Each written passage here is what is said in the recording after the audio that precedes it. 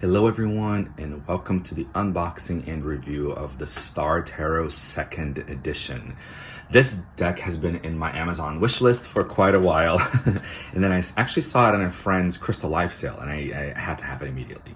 So it arrived today, and I'm super excited. So we have this beautiful box, opens up like that. It is made by, I believe this is Red Feather Publishing. And it opens up like that. I do love what it says on the bottom here. Stars are full of miracles and magic. Bring the beauty of them into your life and into your heart. Yes, it is a pretty big box. I'm not gonna lie, but I do love that it has this gold foil to it. You see some of the artwork in the back, and we got some gold foil over here too, even on the frame. All right, so let's get into it. So like I said, it opens up like that, and you have your book. This book is a proper book. It's a pretty thick book. It really is. Let's see how many pages we get. We get 271 pages. That's amazing. With a little bit about Kathy McClelland in here. The one thing that I do wish that this box had was a ribbon, so I can pull the ribbon and then the book lifts a little bit and then the cards lift as well, instead of, kind of me having to do this situation to get them out. But that's my only thing. Maybe I can even take some crazy glue and like glue it down here and then put my own ribbon on it. But I do wish it came with a ribbon already. So these are the backs of the cards. Isn't it beautiful? I love these backs, and they are reversible, as you can see. The cardstock is pretty good. It's actually pretty stiff, and you can tell it's gonna last you a long time. And it is gold edged, which is beautiful in itself. I know a lot of decks do this, but it is really beautiful. We can't get away from the fact that the gold edging is beautiful. I want to show you guys the book a little bit, because this book has quite a bit, which I like. So we get, of course, your contents. You have foreword by Mary Greer. How awesome is that? One of the tarot goddesses, one of the tarot scholars out there. We got a preface, and then we go straight into the major arcana. There's an author note about the card interpretations, which I think is really interesting. So actually, let's give it a little read here. It says, in the interpretations of the majors and the minors, you will notice that I have not included copy about the reverse positions. With each card interpretation, I have included the positive and challenging aspects. I'm assuming challenging is, if you do read reversals, that's what they call it here. However, not to confuse things, there is one card that I felt could be read either way, and that is the Two of Swords. Interesting. That being said, if one prefers to read the cards both upright and reversed in the layout, the challenging aspects of the cards can become a bit more highlighted. Ultimately, your intuition will guide you the best way to use the cards. That is so true. I know some tarot teachers even that have been doing this for decades, and they don't read reversals. And I, for a while, actually some decks I read reversals, some I don't. My own personal practice, but I find that there are already such negative cards. I feel like there's a balance in the tarot with negative and positive cards. So why would I double that with reversals? But everyone has their own different interpretation, so it's entirely up to you. So here we got the major arcana. You get about, is it a full page? Yeah, 2 pages. You get 2 pages for each. This is the Empress, the Emperor. We have the Devil over here, 2 pages for them. What do we get? We get a bit of a keyword or key phrase, recognizing your bondage. Then we get the symbolism in the Devil image, which I love this, because I do have some decks that have beautiful symbolism, but they don't really break it down that much. And I'm like, I wish you would tell me why you're doing these things. But I love that there's the symbolism of the deck. And then we go into the minor arcana. I do love that it's full color. It's beautiful. So in the minor, oh, this is cool. The decanates associated with the minors. I like that. what else do we get? We get the suits, a bit of a breakdown of the suits. So personally, I wouldn't quite recommend this deck for a brand new beginner, but if you're like a beginner turning intermediate, this deck is good for you. Also, if you like the Thoth system, this deck is good for you too. So as you can see, it goes through the realms. So like the realms of the aces, and then we see all the aces.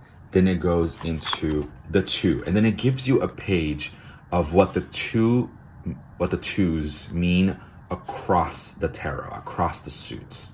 So it gives you a bit of that. Then you have your Two of Wands. Also about like, I guess a page and a half, pretty much. Two of Cups, Two of Swords, and Two of Pentacles. And it's pretty much like that for all of them. Here we have the Seven of Swords, Seven of Pentacles. So it goes by the numbers instead of by suits and numbers. Let's go towards the back because I want to show you guys. I like this too. So that's what I want to show you. Finding your lifetime birth, personality, and soul card. And it gives you a bit of a math problem. But that's really cool. So it gives you like the lifetime birth, the soul card, and the teacher creativity card. That is really cool. I like that a lot. Just because you can have more fun with tarot. How to determine your yearly growth symbol. I like this. I've never seen this before. I'm excited to do it myself. Then we have the interpretations kind of going over what your year of growth is. And then towards the end of the book is where we get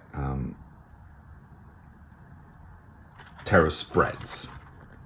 Just a few helpful hints. I like that. And then we got tarot spread. So you have yes or no, the focus spread, and then your bibliography. So that's pretty much the end of it. So there's quite a bit here in this book. There's quite a bit in it. Oh, I knew there was this one. I didn't show you this one. I skipped this page. The Destiny spread. And then you get like 7 cards. How cool is that? So yeah. So that's the book. Let's go to the cards. Really what we're here to see. Now, I will be showing you all the cards. If you really want this deck and you're like, I want to be surprised, you can kind of skip ahead and just see some cards. They are in order, but I will be showing you all of them. Okay? So let's get into it. So we get the Fool. The second edition is borderless. I know the first edition had like a pretty thick blue border. The second edition has no borders. And I want to show it to you as well. It's a little bit bigger than a regular tarot. So I have the Rider-Waite-Smith here with me. And as you can see, it is quite taller and a little bit wider. So I prefer, I like big decks and I cannot lie. I do like bigger decks when it comes to just imagery and you can really see everything. So here we got the Fool. So if you are familiar with the Thoth system, you're already familiar with the Alligator. So this deck is a bit of a mixture. It's a mixture of Rider-Waite-Smith and Thoth, but also it kind of does its own thing, which I like, I appreciate, because it just enhances, to me, the tarot experience. We have the Swan with the Empress, that's very Thoth-like. In the cardstock, as you can obviously tell, it's matte, and it feels very good to the touch. It's got a bit of a suede finish to it. So here we have the Emperor. When I first looked at this, I saw these two horses. Like, is that the Chariot? I mean, of course, it's the Emperor, and I can read. But it just kind of gave me a bit of a Chariot vibe. So I thought that was interesting. Here are the Hierophants. This Lovers is really beautiful. I love how they have these capes of cascading butterflies. And of course, the Angel. This is very Rider-Waite-Smith. So we can start seeing the mixture of Rider-Waite-Smith and Thoth. I love these Pegasus. You know how people love unicorns? I love the Pegasus. I do. Strength. And she's holding a snake. That's really cool.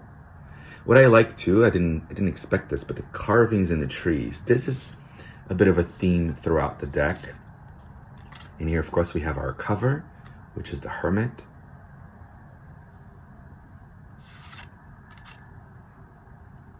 Wheel of Fortune. And we get symbolisms here on their robes as well, which I appreciate.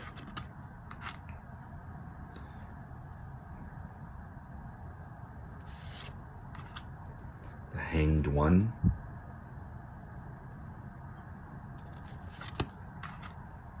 This death card is beautiful. It does kind of have a hermit feel, but I love the phoenix. I love the phoenix. I think that's so appropriate for the death card. Temperance. This devil is very Thoth.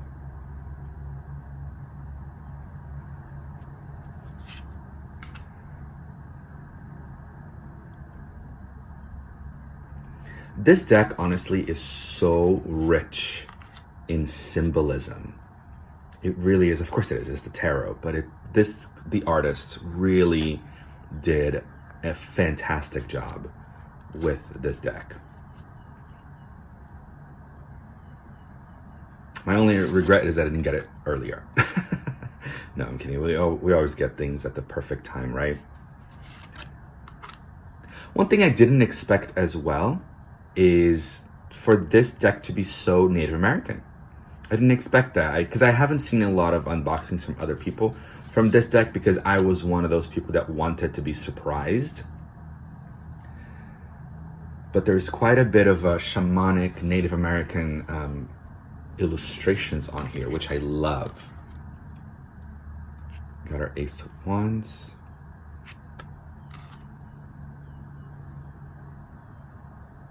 These kind of remind me of like comets for some reason. We got our 3.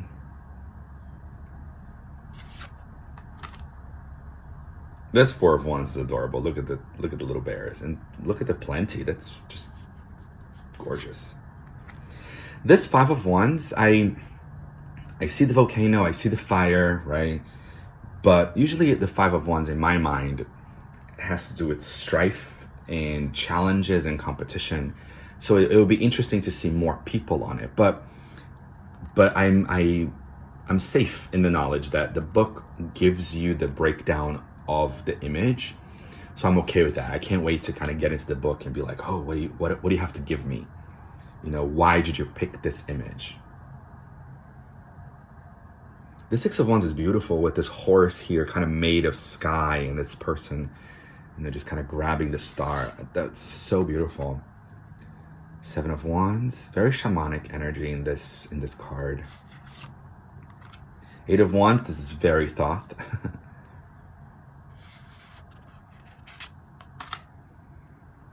9 of Wands, kind of has a King Arthur vibe to me. I don't know. And the 10 of Wands. See how shamanic it is? Now we get like the bear medicine coming through. But then you also have unicorns. So and then there are fairies in here too. And lots of rainbows. I am a sucker. I mean, I'm wearing like rainbow nails today. So I'm a sucker for like rainbow symbolism. Oh, one thing that I want to show you guys too, and we're going to see it throughout. But here you can see that instead of it being called a Page of Wands, it's called the Prince of Wands. So if you are familiar with the Rider-Waite-Smith, it's usually called Page, Knight, Queen, and King. And the Thoth system is Princess, Prince, Queen, and Knight. But in this deck, they do something a little bit different. They do the Prince, the Knight, they do the Queen, and the King. And we're going to see it later, but now we're going to move on to the Cups. And the Cups, so Wands are the element of fire. It's a more masculine energy. The Cups are they're water. They're represented by water, so it's more of a feminine energy. So instead of the Prince, we actually get the Princess. But then it goes Princess, Knight, Queen, and King. So the Prince and the Princess, they interchange depending on which suit you're working on. I hope that made sense, but we're going to see when we get to the court cards of this suit. This 4 of Cups is really beautiful. I think it's a bit of a different interpretation. Not much, because she's still kind of waiting for the cup to come, but I like the chakras. Get more rainbows going on. But I love this. We have the rainbow on top of the storm. Like, on top of the clouds, the sun is always shining. I love that. We have this beautiful rainbow. See, now we got some fairies and beautiful rainbow unicorn, rainbow energy. This deck is so colorful and so beautiful.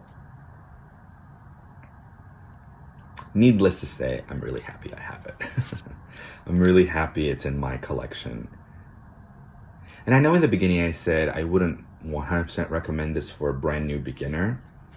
And I still stand to my opinion, but because the book does give you the breakdown of the images, and I mean, as you saw, there's quite a bit of information in the book, I feel like this might be good for a beginner because then you kind of get the mixture of Rider-Waite-Smith and Thoth system. Oh, here we go, the Princess. So it's the Princess of Cups and the Prince of Wands. And then it goes into the Knight, into the Queen, and then the King. So those three remain the same. But I thought this was kind of a clever twist. We have a dragon, some dragon energy, a little sleepy dragon protecting the pentacles. It looks like a portal too, which is interesting. So what I love about these images is, yes, they are a tarot. And they're pretty true to the Rider-Waite-Smith and the Thoth being a mixture kind of thing. But the images are so rich. They're so full of symbols and creativity that you can actually kind of use this as an oracle. I think you can. You know, kind of forget what this means and just go, what am I seeing? You know, what am I looking at? Here, maybe I'm really being drawn to the wolf. What does a wolf mean to you, right?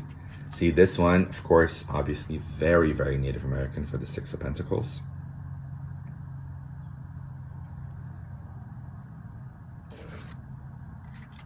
And then we get more fantasy-like with all these beautiful horses on the sky. That's the Seven of Pentacles. One thing that when I first saw this, this looks to me at first glance like the Nine of Pentacles, right? Because look at all the abundance that she's surrounded by. So it felt to me more like Nine of Pentacles. Here's the Eight, which I think this is clever with the moon phases. And then this is Nine of Pentacles, which is very Nine of Pentacles. But at first glance, I can see myself being a little bit confused by the 7 and the 9. Oh, this 10 is beautiful. Look at all the roses. I love roses. But then we go from kind of like, which I love the mixture. So we went from, where is it? The 6 of Pentacles, very Native American, to very fantasy-like, to very medieval-like. So I find that to be kind of interesting. I like the mixture. So then Pentacles are the suit of the earth, and it's more of a feminine yin energy. So we get the Princess of Pentacles, the Knight,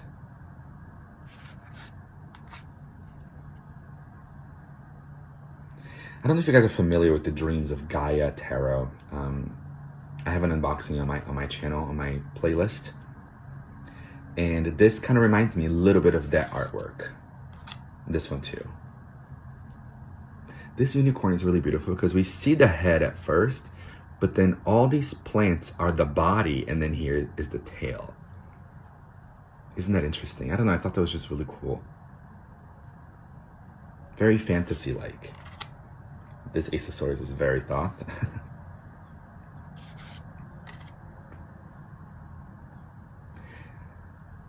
I like this Two of Swords mirror thing. This deck does things that are very clever. It really does.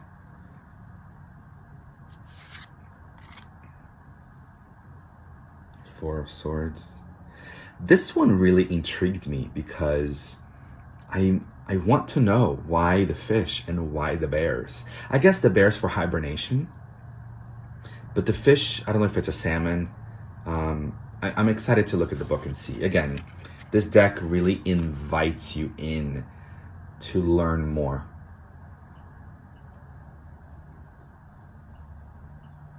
Five of Swords, very Thoth. if you're familiar with it. But the hearts are really interesting. Six of Swords. I love this orca.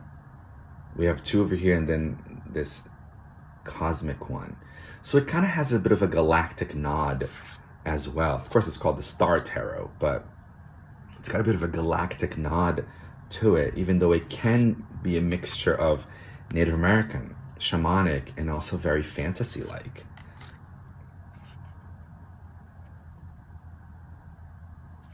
Nine of Swords. This 10 of Swords is really cool, because the swords turn into these lightning bolts, and then it's got the bleeding heart.